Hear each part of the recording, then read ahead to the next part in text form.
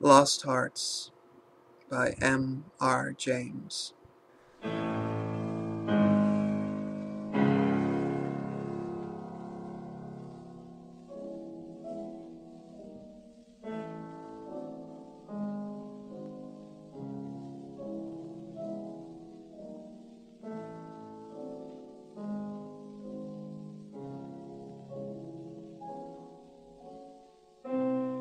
It was, as far as I can ascertain, in September of the year 1811 that a post-chaise drew up before the door of Aswarby Hall in the heart of Lincolnshire. The little boy who jumped out as soon as it had stopped looked about him with the keenest curiosity during the short interval that elapsed between the ringing of the bell and the opening of the hall door. He saw a tall, square, red-brick house built in the reign of Anne. A stone-pillared porch had been added in the purest classical style of 1790. The windows of the house were many, tall and narrow, with small panes and thick white woodwork. A pediment, pierced with a round window, crowned the front. There were wings to right and left, connected by curious glazed galleries, supported by colonnades with the central block. These wings plainly contained the stables and offices of the house. Each was surmounted by an ornamental cupola with a gilded vane. An evening light shone on the building, making the window panes glow like so many fires. Away from the hall, in front, stretched a flat park studded with oaks and fringed with firs, which stood out against the sky. The clock in the church tower, buried in trees on the edge of the park, only its golden weathercock catching the light, was striking 6, and the sound came gently beating down the wind.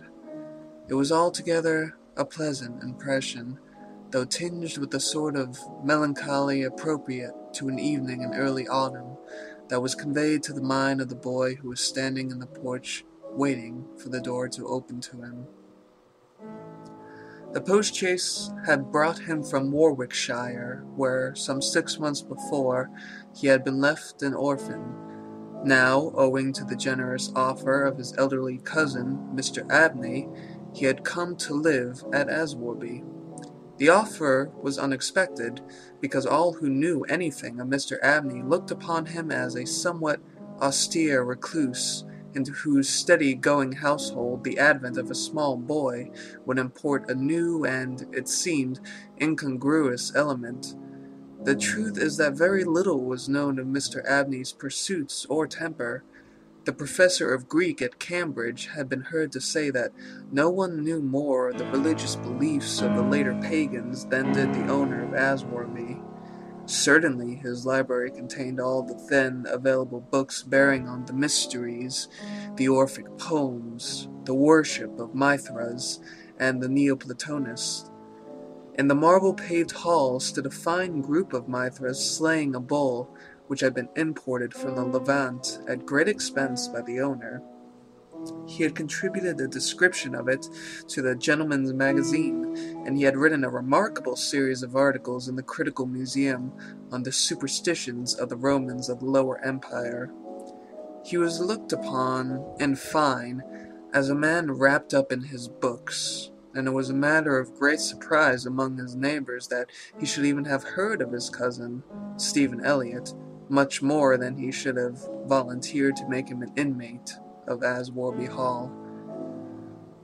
Whatever may have been expected by his neighbors, it is certain that Mr. Abney, the tall, the thin, the austere, seemed inclined to give his young cousin a kindly reception. The moment the front door was opened, he darted out of his study, rubbing his hands with delight. "How are you, my boy? How are you? How old are you?" said he. "That is, you are not too much tired, I hope, by your journey to eat your supper?" "No, thank you, sir," said Master Elliot. "I am pretty well." "That's a good lad," said Mr. Abney. "And how old are you, my boy?" It seemed a little odd that he should have asked the question twice in the first 2 minutes of their acquaintance.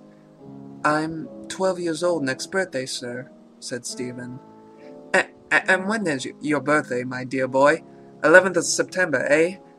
Oh, that's well, that's very well. Nearly a year hence, isn't it? I like.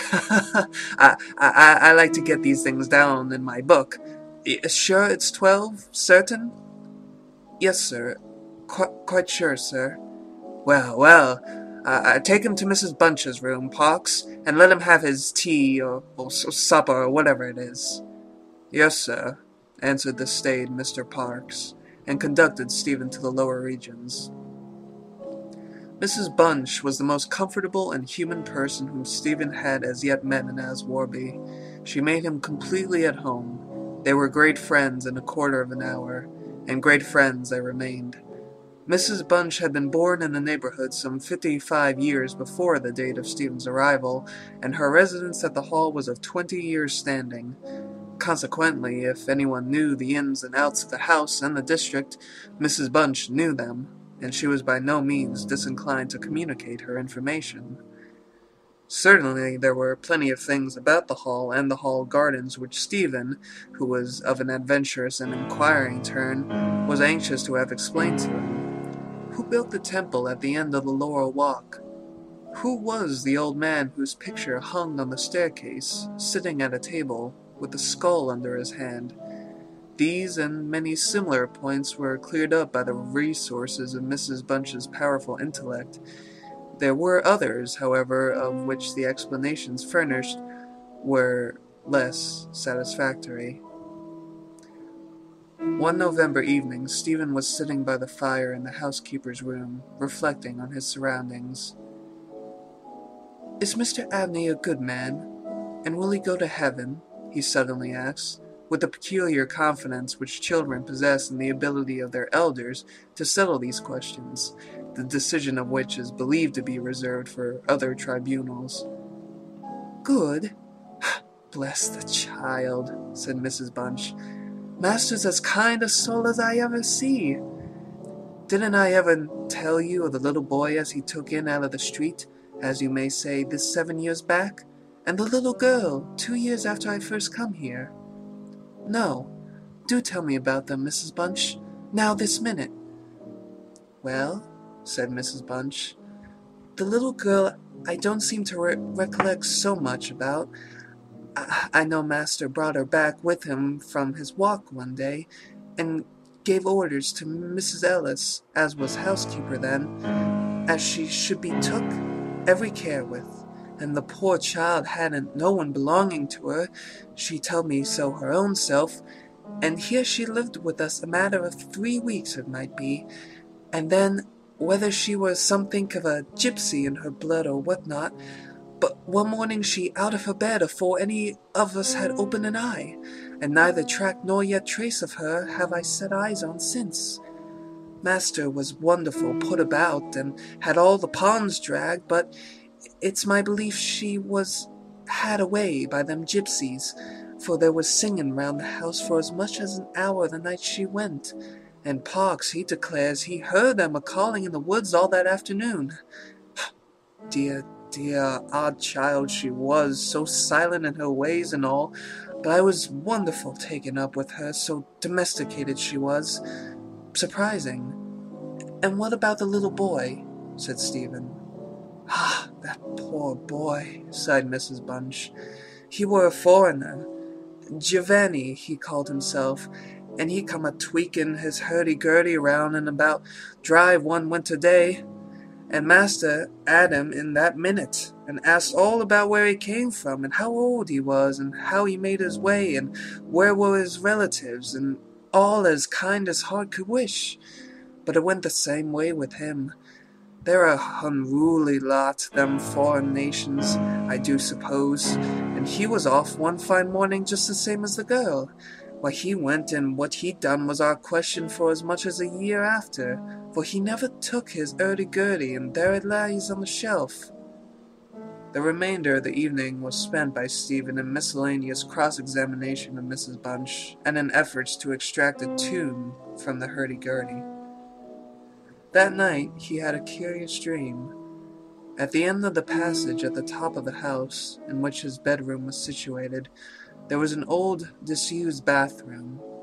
It was kept locked, but the upper half of the door was glazed, and, since the muslin curtains which used to hang there had long been gone, you could look in and see the lead-lined bath affixed to the wall on the right hand, with its head towards the window. On the night of which I am speaking, Stephen Elliott found himself, as he thought, looking through the glazed door. The moon was shining through the window, and he was gazing at a figure which lay in the bath. His description of what he saw reminds me of what I once beheld myself in the famous vaults of St. Michan's Church in Dublin, which possesses the horrid property of preserving corpses from decay for centuries. A figure inexpressibly thin and pathetic, of a dusty leaden color, enveloped in a shroud-like garment, the thin lips crooked into a faint and dreadful smile, the hands pressed tightly over the region of the heart. As he looked upon it, a distant, almost inaudible moan seemed to issue from its lips, and the arms began to stir. The terror of the sight forced Stephen backwards, and he awoke to the fact that he was indeed standing on the cold boarded floor of the passage in the full light of the moon. With a courage which I do not think can be common among boys of his age, he went to the door of the bathroom to ascertain if the figure of his dream were really there. It was not, and he went back to bed. Mrs. Bunch was much impressed next morning by his story, and went so far as to replace the muslin curtain over the glazed door of the bathroom. Mr. Abney, moreover, to whom he confided his experiences at breakfast, was greatly interested, and made notes of the matter in what he called his book. The spring equinox was approaching, as Mr. Abney frequently reminded his cousin, adding that this had always been considered by the ancients to be a critical time for the young, that Stephen would do well to take care of himself and shut his bedroom window at night, and that Censorinus had some valuable remarks on the subject. Two incidents that occurred about this time made an impression upon Stephen's mind.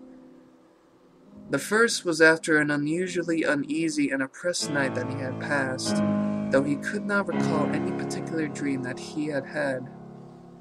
The following evening, Mrs. Bunch was occupying herself in mending his nightgown.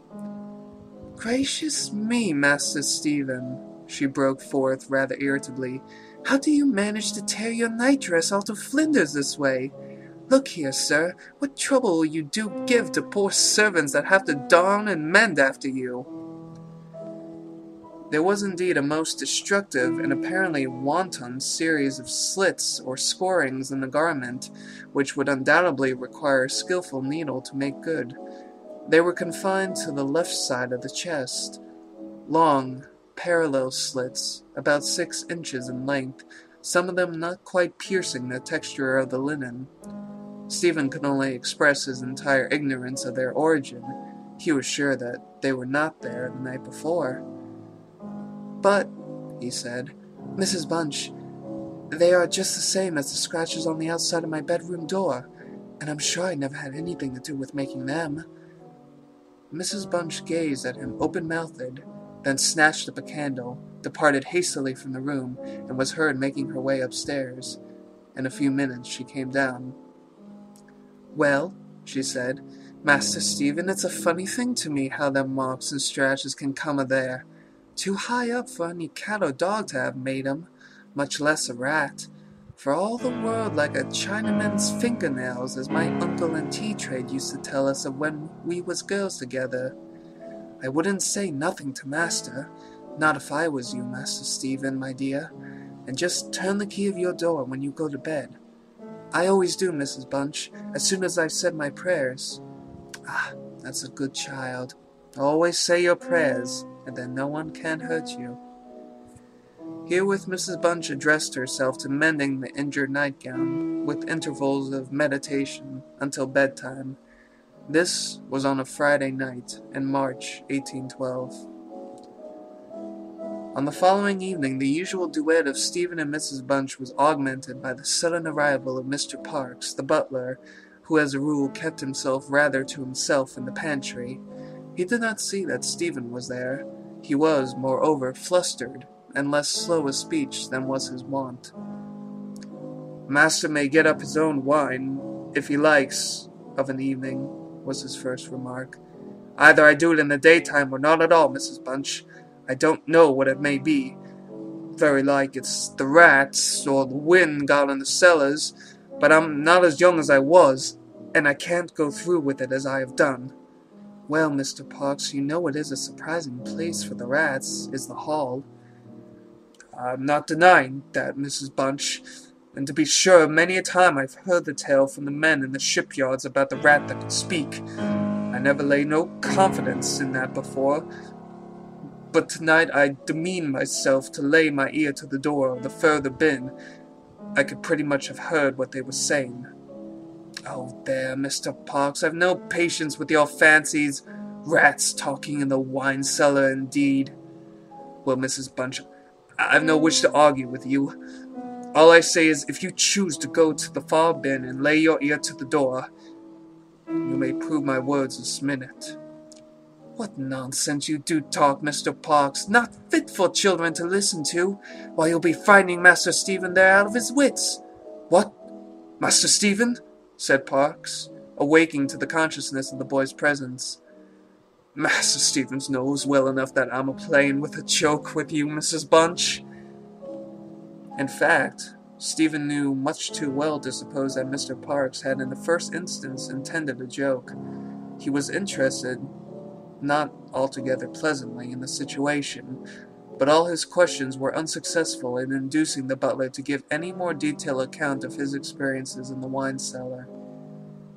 We have now arrived at March 24th, 1812. It was a day of curious experiences for Stephen, a windy, noisy day, which filled the house and the gardens with a restless impression. As Stephen stood by the fence of the grounds and looked out into the park, he felt as if an endless procession of unseen people was sweeping past him on the wind, borne on restlessly and aimlessly, vainly striving to stop themselves, to catch at something that might arrest their flight and bring them once again into contact with the living world of which they had formed a part. After luncheon that day, Mr. Abney said, "Stephen, my boy, do you think you could manage to come to me tonight as late as 11 o'clock in my study? I shall be busy until that time, and I wish to show you something connected with your future life which is most important that you should know. You are not to mention this matter to Mrs. Bunch nor to anyone else in the house, and you had better go to your room at the usual time." Here was a new excitement added to life. Stephen eagerly grasped at the opportunity of sitting up till 11 o'clock. He looked in at the library door on his way upstairs that evening, and saw a brazier, which he had often noticed in the corner of the room, moved out before the fire. An old silver-gilt cup stood on a table, filled with red wine, and some written sheets of paper lay near it. Mr. Abney was sprinkling some incense on the brazier from a round silver box as Stephen passed, but did not seem to notice his step. The wind had fallen, and there was a still night and a full moon. At about 10 o'clock Stephen was standing at the open window of his bedroom, looking out over the country. Still as the night was, the mysterious population of the distant moonlit woods was not yet lulled to rest. From time to time, strange cries, as of lost and despairing wanderers, sounded from across the mere. They might be the notes of owls or water birds, yet they did not quite resemble either sound. Were not they coming nearer? Now they sounded from the nearer side of the water, and in a few moments they seemed to be floating about among the shrubberies. Then they ceased.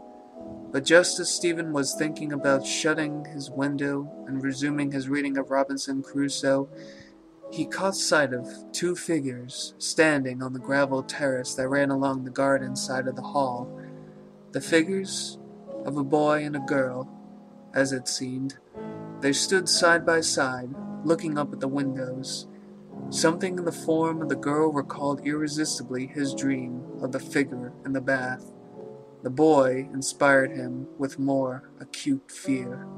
Whilst the girl stood still, half smiling, with her hands clasped over her heart, the boy, a thin shape, with black hair and ragged clothing, raised his arms in the air with an appearance of menace and of unappeasable hunger and longing. The moon shone upon his almost transparent hands, and Stephen saw that the nails were fearfully long, and that the light shone through them. As he stood with his arms thus raised, he disclosed a terrifying spectacle. On the left side of his chest there opened a black and gaping rent, and there fell upon Stephen's brain, rather than upon his ear, the impression of one of those hungry and desolate cries that he heard resounding over the woods of Aswarby all that evening. In another moment this dreadful pair had moved swiftly and noiselessly over the dry grass, and he saw them no more. Inexpressibly frightened as he was, he determined to take his candle and go down to Mr. Abney's study, for the hour appointed for their meeting was near at hand. The study or library opened out of the front hall on one side, and Stephen, urged on by his terrors, did not take long in getting there. To effect an entrance was not so easy. The door was not locked, he felt sure, for the key was on the outside of it as usual. His repeated knocks produced no answer. Mr. Abney was engaged. He was speaking. What? Why did he try to cry out? And why was the cry choked in his throat? Had he, too, seen the mysterious children? But now everything was quiet, and the door yielded to Stephen, terrified and frantic pushing. On the table in Mr. Abney's study, certain papers were found which explained the situation to Stephen Elliott when he was of an age to understand them. The most important sentences were as follows. It was a belief very strongly and generally held by the ancients, of whose wisdom in these matters I have had such experience as induces me to place confidence in their assertions, that by enacting certain processes, which to us moderns must have something of a barbaric complexion, a very remarkable enlightenment of the spiritual faculties in man may be obtained. That, for example, by absorbing the personalities of a certain number of his fellow creatures, an individual may gain a complete ascendancy over those orders of spiritual beings in which control the elemental forces of our universe. It is recorded of Simon Magus that he was able to fly in the air, to become invisible, or to assume any form he pleased by the agency of the soul of a boy whom, to use the libellous phrase employed by the author of the Clementine Recognitions, he had murdered. I find it set down, moreover, with considerable detail in the writings of Hermes Trismegistus, that similar happy results may be produced by the absorption of the hearts of not less than 3 human beings below the age of 21 years. To the testing of the truth of this receipt I have devoted the greater part of the last 20 years, selecting as the corpora vilia of my experiment such persons as could conveniently be removed, without occasioning a sensible gap in society. The first step I effected by the removal of one Phoebe Stanley, a girl of gypsy extraction, on March 24th, 1792. The second, by the removal of a wandering Italian lad named Giovanni Paoli on the night of March 23rd, 1805. The final victim, to employ a word repugnant in the highest degrees to my feelings, must be my cousin, Stephen Elliott. His day must be this March 24th, 1812. The best means of effecting the required absorption is to remove the heart from the living subject, to reduce it to ashes, and to mingle them with about a pint of red wine, preferably port. The remains of the first 2 subjects, at least, it will be well to conceal. A disused bathroom or wine cellar will be found convenient for such a purpose. Some annoyance may be experienced from the psychic portion of the subjects, which popular language dignifies with the name of ghosts. But the man of philosophic temperament, to whom alone the experiment is appropriate, will be little prone to attach importance to the feeble efforts of these beings to wreak their vengeance on him. I contemplate with the liveliest satisfaction the enlarged and emancipated existence which the experiment, if successful, will confer on me, not only placing me beyond the reach of human justice, so-called, but eliminating, to a great extent, the prospect of death itself. Mr. Abney was found in his chair, his head thrown back, his face stamped with an expression of rage, fright, and mortal pain. In his left side was a terrible lacerated wound, exposing the heart. There was no blood on his hands, and a long knife that lay on the table was perfectly clean. A savage wildcat might have inflicted the injuries. The window of the study was open, and it was the opinion of the coroner that Mr. Abney had met his death by the agency of some wild creature. But Stephen Eliot's study of the papers I have quoted led him to a very different conclusion.